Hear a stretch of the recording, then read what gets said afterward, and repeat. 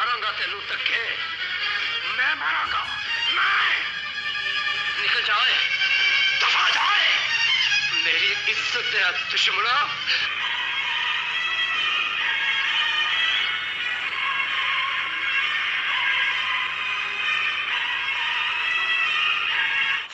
मैं तेरे पास आया तो मुझे सलूट नहीं मारेगा?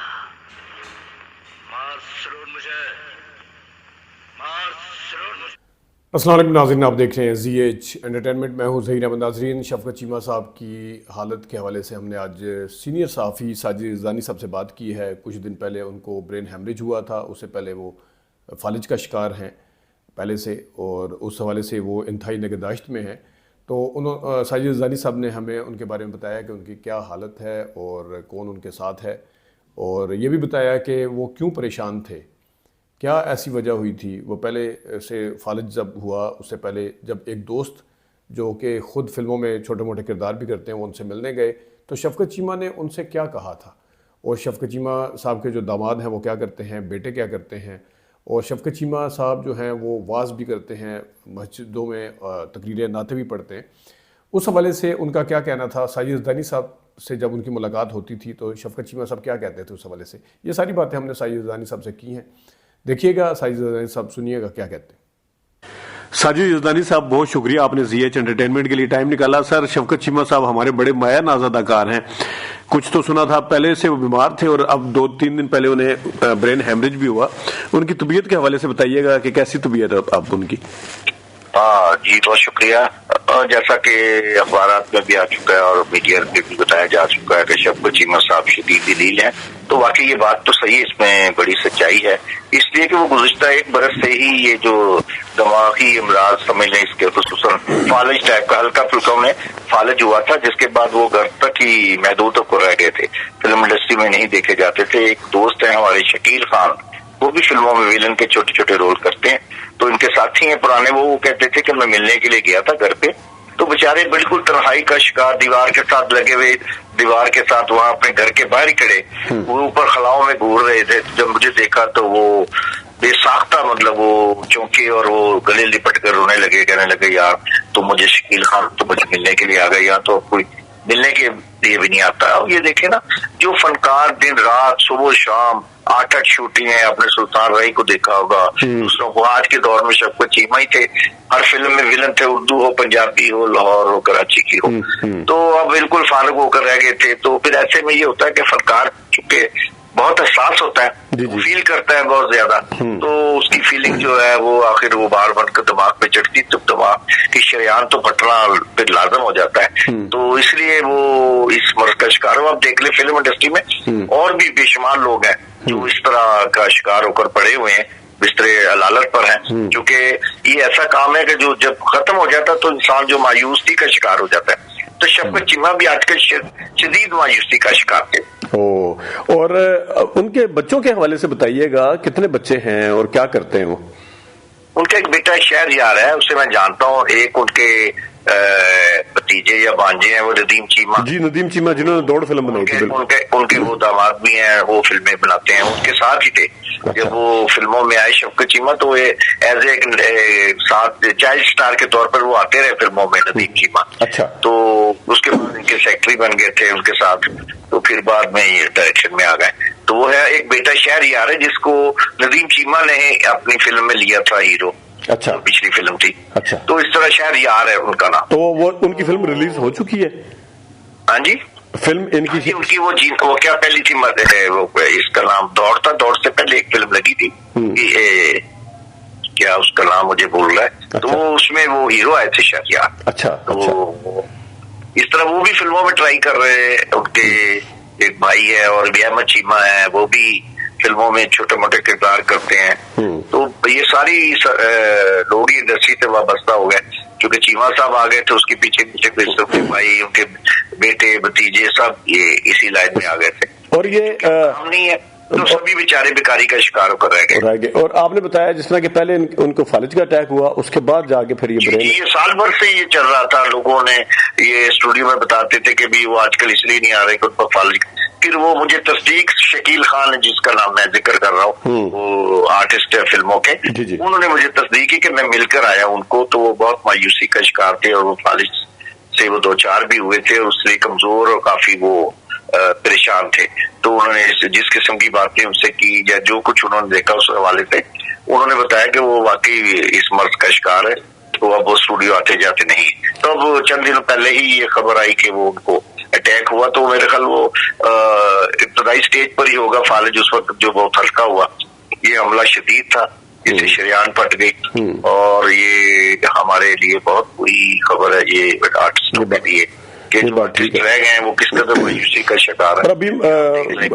ابھی حوصلہ افزا اسٹیبل ہیں یا کیا مطلب ہے؟ ابھی تو وہ گھر ہے اس کی آئی سی یو میں, تو انتہائی وارڈ کو کہا جاتا ہے. تو اس میں جب وہ بندہ جب وہاں سے کلیئر ہوگا تو ہی پتہ چلے گا, جب ان کو دیکھا جائے گا بات کی جائے گی تو پتہ چلے گا اس کی پوزیشن کیسی ہے, وہ بات کرنے کے کس قدر قابل ہے اور وہ کیا بات ہوتی ہے. تو کرنے اور دیکھنے کے بعد اس کی پتہ چلے, کیونکہ ابھی تک وہ چونکہ ملنے نہیں دے رہے. ہاسپٹل کا عملہ جو ہے انہوں نے منع کیا ہوا کہ آپ دور سے شیشے کے اندر سے, تو اس میں تو وہ ظاہر ہے وہ لگی ہوئی ہیں, آکسیجن وغیرہ لگی ہوتی ہے, وہ ڈرپ وغیرہ لگی ہوتی ہے, تو وہ تو پھر نہ ان کی حالت کا صحیح معنوں میں پتہ لگ سکتا ہے. وہ حقیقی معنوں میں تو ان کے جب اسٹیبل ہوگی تھوڑی سی طبیعت تو تبھی پتہ چلے گا. اور ساجد بھائی یہ بتائیے گا کہ میں کیونکہ مجھے شاید یاد پڑتا ہے کہ یہ حافظ قرآن بھی ہیں شاید, اور یہ جی حافظ قرآن تھے اور والد صاحب ان کو مولوی بنانا چاہتے تھے, اور یہ آج کل تو واز وغیرہ بھی کرتے تھے. بالکل میں نے دیکھی ہے ان کی کچھ ویڈیو, وہی میں پوچھنے والا تھا. مجالس میں مجھے کہتے تھے, ایک دن ملے تو کہنے لگے یار دیکھا ہے میری, آپ دیکھ رہے ہو میری؟ میں کہا ہاں جی میں نے دیکھی آپ کی شیخو پورا یا شاہ کوٹ کے قریب آپ نے جو تقریر کی تھی. نہیں وہ بھی دیکھو, دوسری بھی میں بھیجتا ہوں آپ کو, وہ دیکھو. میں نے کس قدر اچھی. میں کہا بالکل آپ تو مولوی لگے. تو کہنے لگے نہیں میرے والد صاحب کی بھی یہی خواہش تھی اصل میں, مجھے مولوی بنانا چاہتے تھے.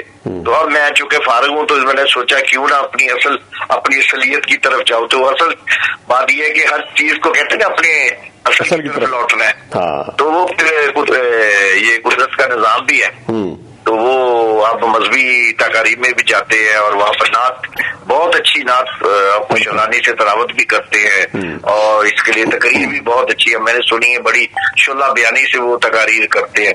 تو اس طرح وہ اپنے آپ کو مصروف رکھتے ہیں. اور میں نے اور ان میں ایڈوانٹیج یہ بھی پرفارمنس کا بھی اداکار بھی ہیں. تو پرفارمنس آج کل تو وہ شاعر ہو, میں تو ابھی پچھلے دنوں ایک پروگرام میں کہہ چکا ہوں کہ آج کل جو وہ سوال کیا گیا تھا کہ جو مشاعروں میں آپ جاتے ہیں تو کیسی شاعری سنتے ہیں. میں کہا اب شاعری وائری کوئی نہیں, اب پرفارمنس رہ گئی. جو زیادہ اچھی ایکٹنگ کر کے ہے نا, وہ ہل کر جل کر اور خوش لانی سے اور گا کر, تو بس اسے ہی سنا جاتا, سمجھنا کوئی بالکل. وہ ایک بات ہے کہ ان میں چونکہ خوش لانی بھی تھی اور ان میں قدرت نے بھی رکھی ہوئی تھی یہ اداکاری بھی.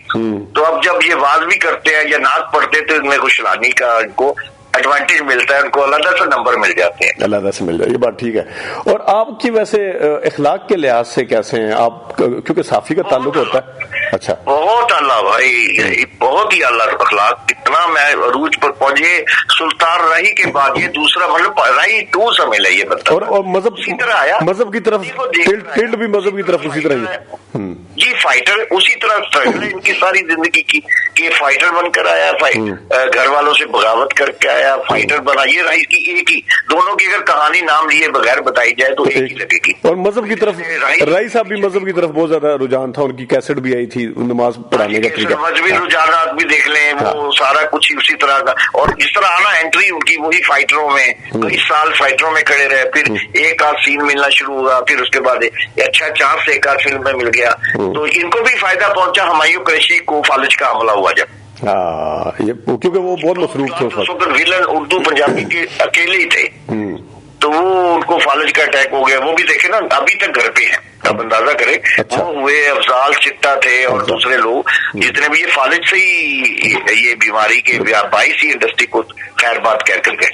तो अब ये हमारे पास एक विलन, एक अच्छा नामवर विलन आया। और विलन के साथ साथ साजिद भाई आपको याद हो इन्होंने जो पॉजिटिव किरदार किए ना, जिस तरह चूड़िया में इन्होंने कितना अच्छा किरदार था इनका चूड़िया में। हाँ, वो तो किरदार तो आर्टिस्ट होता है ना, हाँ। उसको जैसा किरदार दे दी। जैसे राई साहब थे, विलन थे बहुत बुरे, जैसे बाबल में देखें या बाबल हाँ, पहले विलन थे वो, बिल्कुल। दूसरी फिल्मों में तो पॉजिटिव ये रोल जो होता है, किरदार जो हावी हो जाता है इंसान की शख्सियत पर, जैसे रोल को कर, जैसे वहीमा था, वो पता नहीं अब किसी को पता हो अच्छा या बुरा, लेकिन कम से कम लोग जो अच्छा इम्पैक्ट, ये बड़ा रोमांटिक हीरो जी, लोग कहते हैं ये बड़ा रोमांटिक हीरो है।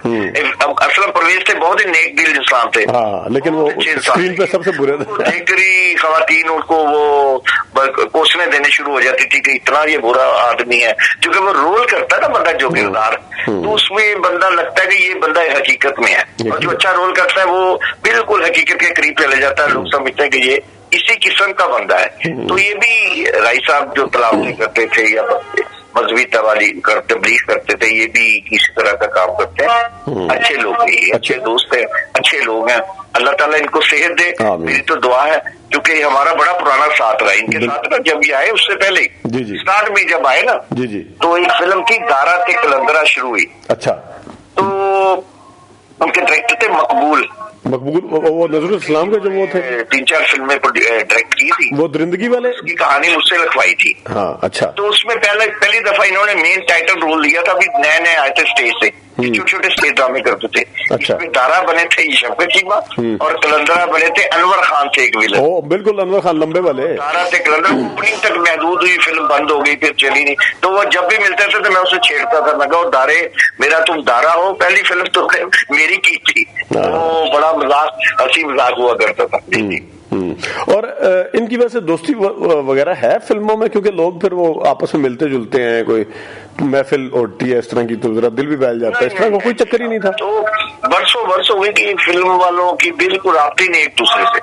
वो हमसे ही पता चलता उनको, या मीडिया से आप लोग चला देते हैं जब, तो पता चलता है बीमार है, वरना तो उनको अपनी खबर नहीं। यारो कहते नहीं, जमाने की बात करते हो, दिल जलाने की बात करते हो वाली बात है कि अब इनको अपनी किसी को खबर नहीं है। बहुत बुरे हालात है, इंडस्ट्री बिल्कुल खत्म होकर चुके रह गई है ना, बिल्कुल बंद हो गई है। यहाँ कोई नहीं आएगा वाली बात है। तो अब तो वो का आलम होता है। एक अल्ताफ साहब थे, वो शाम को आ जाते थे स्टूडियो में, वो भी अल्लाह को प्यारा, तो बिल्कुल खत्म होकर रह गई। तो साजिद भाई बहुत शुक्रिया, आपने हमें अपडेट किया सर। जी आपका बहुत शुक्रिया। नाज़रीन, हमारी दुआ है कि शफकत चीमा साहब को अल्लाह ताला सेहत और शिफा अता फरमाए और जल्दी वो हॉस्पिटल से घर चले जाएं। अपना ख्याल रखिएगा। अभी तक इतनी इजाज़त दीजिए। अल्लाह हाफ़िज़।